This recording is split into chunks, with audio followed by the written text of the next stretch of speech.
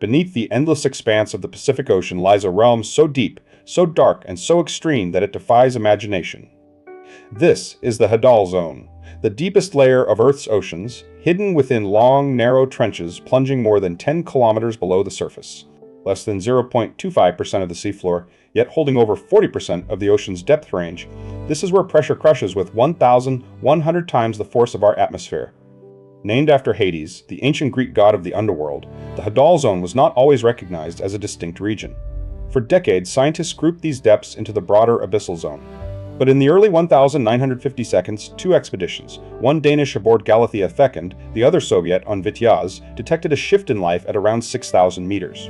Something changed down there. Species composition, adaptation, and survival strategies diverged sharply from shallower depths. In 1956, Danish oceanographer Anton Bruun proposed a new term, Hadal, to describe all waters deeper than 6,000 meters. This boundary separated the abyssal zone, 4,000 to 6,000 meters, from a new, ultra-deep domain. Though some argue for a transitional midpoint at 6,500 meters, the 6,000-meter threshold remains widely used, especially by institutions like UNESCO, which adopted the intermediate depth to reflect gradual ecological shifts. Today, we know the Hadal Zone is not a uniform blanket across the deep sea. It exists almost exclusively in oceanic trenches, long, V-shaped depressions formed by tectonic subduction. Of the 46 known Hadal habitats worldwide, 94% lie within these trenches, most concentrated in the Pacific Ocean, the largest and deepest of Earth's oceanic divisions. Oceanic trenches are scars of planetary motion, where one tectonic plate dives beneath another in a process called subduction. These trenches stretch for thousands of kilometers, but are often less than 100 kilometers wide. Their V-shaped profiles create isolated pockets of extreme depth, like the Mariana Trench, which plunges to 10,935 meters, nearly 11 kilometers down, where pressure exceeds 110 megapascals, or 16,000 pounds per square inch. Despite their depth, not all trenches are Hadal. Only those exceeding 6,000 meters host the distinct biological communities that define the Hadal Zone. Shallower trenches lack the pronounced shift in species and adaptations. The Hadal environment is defined not just by depth, but by a suite of extreme conditions: perpetual darkness, near-freezing temperatures, and crushing hydrostatic pressure. Pressure increases tenfold from sea level to 90 meters, but from 6,000 to 11,000 meters, it only doubles. This means organisms at Hadal depths face extreme but relatively stable pressure conditions. Unlike shallow divers, these creatures have evolved over millions of years to function under constant compression, shaping their biochemistry and physiology in ways alien to surface life. The Hadal Zone is fragmented. 46 isolated habitats scattered across the globe, mostly in the Pacific. Each trench acts like an island, separated by vast abyssal plains. This isolation drives high levels of endemism, where species evolve uniquely within individual trenches, yet broader taxonomic similarities suggest shared ancestry from abyssal ancestors. In the Hadal Zone, sunlight is absent. No photosynthesis occurs. The base of the food web relies entirely on organic input from above: marine snow, fine particles sinking from upper layers, and occasional carcasses of dead whales or fish.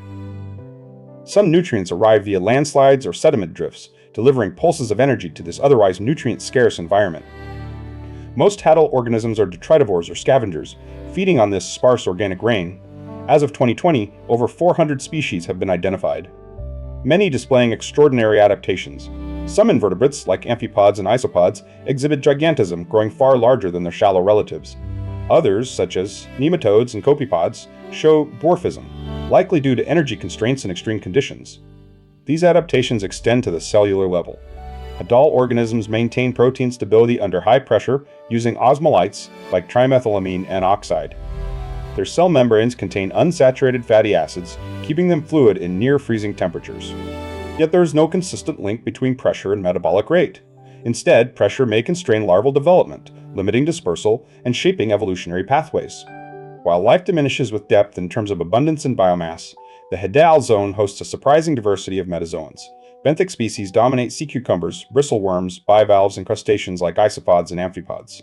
Many of these communities likely originated from abyssal plains, evolving urobathic tolerance, adaptability across a wide depth range from once stenobathic ancestors. Fish are rare in the Hadal Zone. Only a few groups persist: grenadiers, cutthroat eels, pearlfish, cusk eels, snailfish, and eelpouts. The theoretical limit for bony fish is around 8,000 to 8,500 meters. Beyond this, the physiology of teleosts breaks down. trimethylamine, and oxide essential for protein protection, would need to accumulate beyond feasible levels, making fish hyperosmotic and unable to regulate internal fluids. Invertebrates, however, go deeper. Amphipods of the family Partolicidae have been found beyond 10,000 meters. So have myriatrochide sea cucumbers, polynoid worms, turret snails, and even giant protists. Xenophytophora, single-celled foraminifera that can reach several centimeters in size. These fragile, lattice-like organisms filter organic particles and may host symbiotic microbes. Primary production in the Hadal zone is minimal. No sunlight means no photosynthesis. Instead, chemosynthesis powers some ecosystems. Certain bacteria metabolize hydrogen and methane released through serpentinization, the chemical reaction between seawater and mantle rock.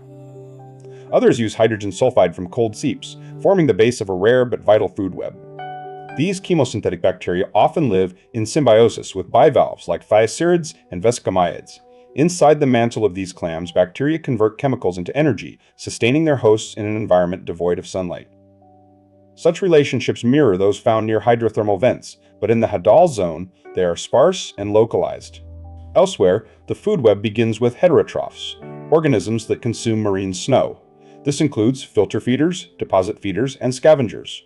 A whale fall, when a carcass sinks to the trench floor, can support complex communities for decades, attracting hagfish, amphipods, and specialized bacteria that break down lipids and bones. Despite the scarcity of nutrients, biodiversity persists. The Hadal zone is not a biological desert, but a mosaic of microhabitats, steep walls, sediment plains, and fault zones, each hosting different communities. Endemism is high, meaning many species are found in only one trench, shaped by isolation and unique environmental pressures. Exploring the Hadal zone requires technology capable of withstanding over 1,100 atmospheres of pressure. Standard submersibles fail at these depths. Only specialized vehicles, manned or unmanned, can descend into the trenches. Remotely operated vehicles drop tethered to ships, while autonomous underwater vehicles, ROVs, move freely, collecting data and samples. Unmanned submersibles have led the charge. Japan's Abysmo and Kaiko, China's Hadal 1, and the US-based HROV Nereus were among the few capable of reaching full ocean depth. But the environment is unforgiving.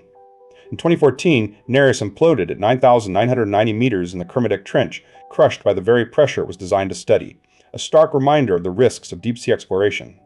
Manned missions are even rarer.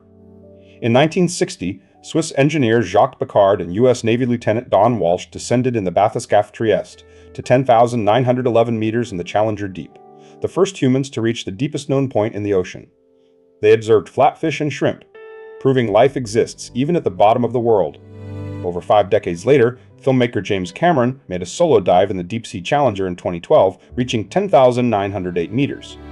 Though slightly shallower than Trieste, his dive set a record for the deepest solo descent. Equipped with cameras and sampling tools, Cameron documented microbial mats and amphipods, advancing our understanding of Hadal biology.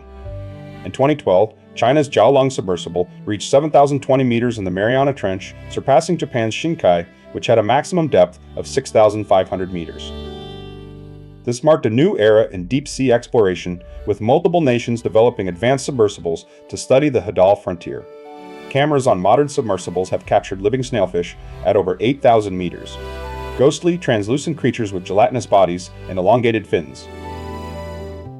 In 2008, an expedition filmed Hadal fish at more than 7,000 meters, revealing behaviors never before seen. These observations, though rare, are transforming our view of life under extreme pressure. The Hadal zone remains one of Earth's least explored ecosystems. With only 46 known habitats and fewer than 400 identified species, we've barely scratched the surface. Each new expedition reveals unknown organisms, unexpected adaptations, and complex ecological interactions shaped by isolation and pressure. As technology improves, we are beginning to map the chemistry, biology, and geology of these trenches in detail. But the Hadal zone is not just a scientific curiosity. It is a window into the limits of life on Earth. Understanding how organisms survive here informs our search for life in extreme environments beyond Earth, from subglacial lakes to the oceans of Europa. The Hadal zone challenges our assumptions about biology, evolution, and planetary processes. It is a realm where pressure shapes life, where darkness reigns, and where isolation drives speciation. Yet within this crushing, frozen, lightless world, life persists, adapted, resilient, and profoundly alien. We are still in the early chapters of exploring this final frontier. Every dive is a discovery. every sample rewrites textbooks. The Hadal Zone is not just the deepest part of the ocean, it is a testament to life's tenacity and a reminder that even on our own planet, the unknown still waits far below the waves.